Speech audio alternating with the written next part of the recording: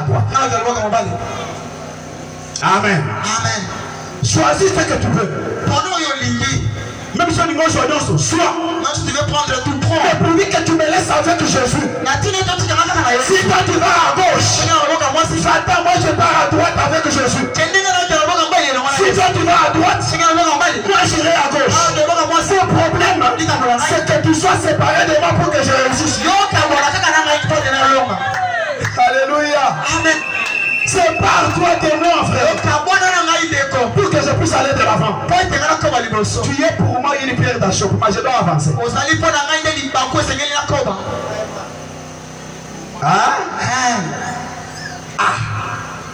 Écoutez. L'autre leva les yeux et vit toute la plaine du Jourdain qui était entièrement arrosée. Avant que l'Éternel ait détruit Sodome et Gomorrhe. C'était juste ce soir. Comme un jardin de l'Éternel. Comme le pays d'Égypte. Pour lui toute la plaine. C'est ainsi qu'ils se séparaient l'un de l'autre. Quand l'autre lève les yeux, le regard d'une belle église construite en matériaux durables, avec des chaises en peluche. On a mis de climatiseurs partout. Vous y entrez, toutes les fenêtres fermées. Comme nous avons chaud ici, là-bas ils cherchent même que la chaleur entre pour qu'ils puissent se réchauffer parce que c'est très froid. Quand le prêtre monte, que le Seigneur soit avec vous. C'est ça que nous avons regardé. Un enfant de Dieu ne va pas du côté où ça brille. Un enfant de Dieu ne choisit jamais la beauté. Un enfant de Dieu ne va pas dans des milieux populaires. Le vrai choix de l'enfant de Dieu, c'est aller là où les gens sont rejetés. Aller dans une saleté quelque part. Aller là où il y a l'humilité et la simplicité. Pourquoi? La nature de notre Dieu c'est caché et se révéler dans la véritable simplicité. Quand on a regardé lui, il n'a vu que ce qui brillait. Il n'a vu que ce qui était beau. Il n'a vu que les choses qui attiraient.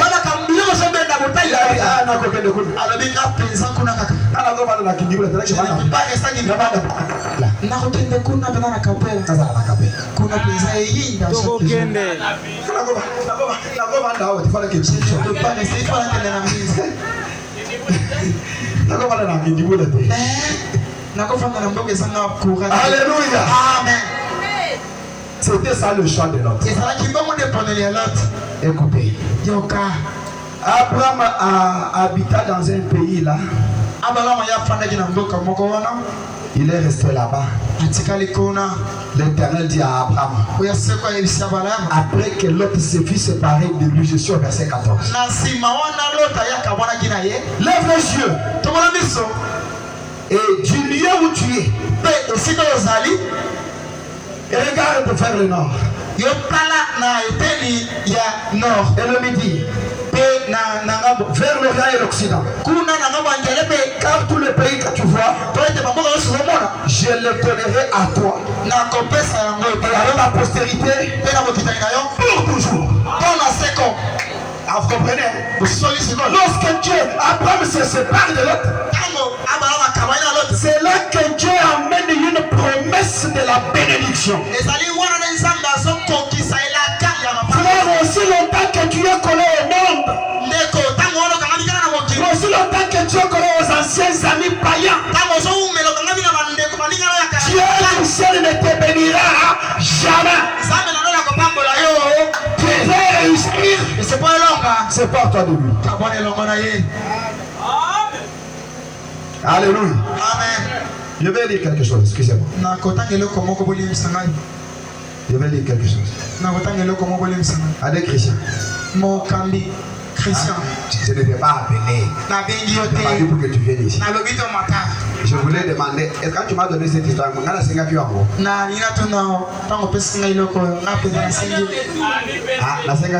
jamais. Tu l'as donné et t'as dit.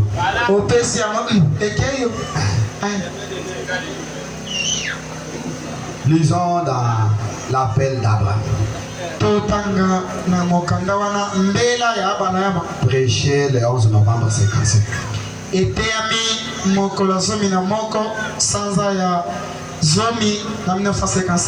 Je prêchais avec mon petit téléphone. Tu as senti que mon pasteur doit prêcher avec l'ordinateur. Aux amours les choses.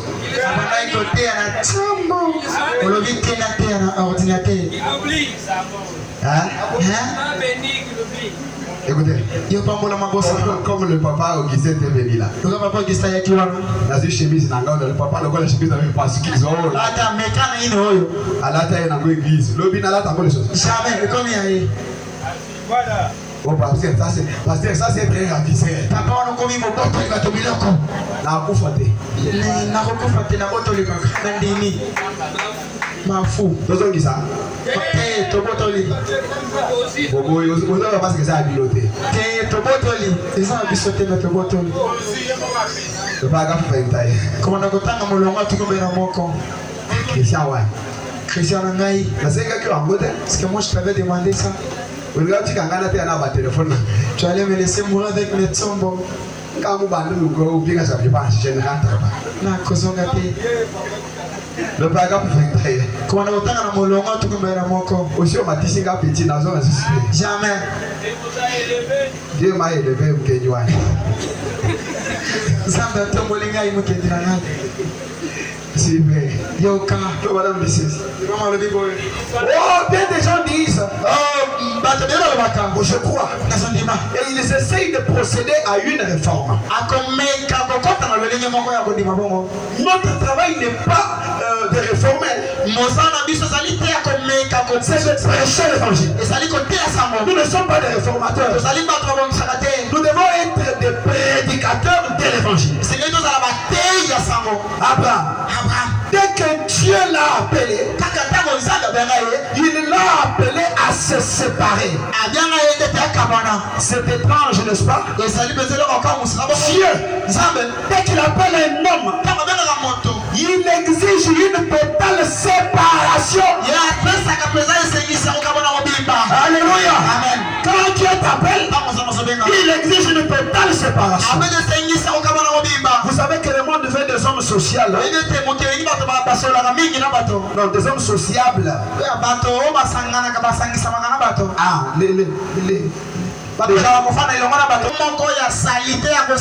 et continuera ainsi. Et qui sera sociable avec le jeune. Et tout. Mais Dieu a dit, mettez-moi à part Paul et Barnabas. Le Saint-Esprit exige une totale séparation. Il y a une séparation. Il a dit à Abraham, sépare-toi de ta patrie. C'est une grande chose à faire, n'est-ce pas? Je veux que tu séjournes dans un pays étranger.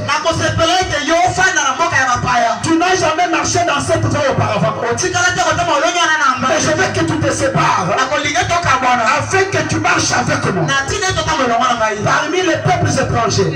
Tu parles une langue étrangère et tu dois être un pèlerin et un étranger. Et les voici. Tout homme qui est né de Christ se sépare immédiatement du péché. Alléluia. Amen. Le Saint-Esprit vous appelle, carrément à sortir. Et c'est une nature différente. Hein? Amen. Qu'est-ce que les croyants aiment aujourd'hui? Moi je vois certaines choses. Je les vois et je me montre. Les gens aiment les églises dans lesquelles un pasteur se met là et commence à parler en lingala. Wapi okoza na mobali bina na mobali mususu lokola ndeko ya mobali wana maza bon maintenant les gens sont en train de rire ils aiment le genre de pasteur comme ça qui raconte des plaisanteries grossières à la chair qui se familiarisent avec les jeunes. Après un moment il part s'asseoir quelque part, il prend un verre avec les gens. J'ai regretté, vous rencontrez un pasteur qui va aller jouer dans la piscine avec ses croyants. Branham me dit ce sont là les genres de prédicateurs que les gens aiment aujourd'hui. Branham a dit nous avons besoin des gens qui sont totalement séparés du péché. Un pasteur qui appelle le chat par son nom. Tu as combien d'adultère? Il te dit frère, tu es un adultère. Tu lui donnes la dîme d'un pécheur. Tu prends ta dîme, tu déposes dans les tuyaux. Après 5 ans, il t'appelle, tu n'es pas converti. Prends ta dîme pas. Ce sont le genre de prédicateurs de l'Église. Tu veux être béni. C'est par toi du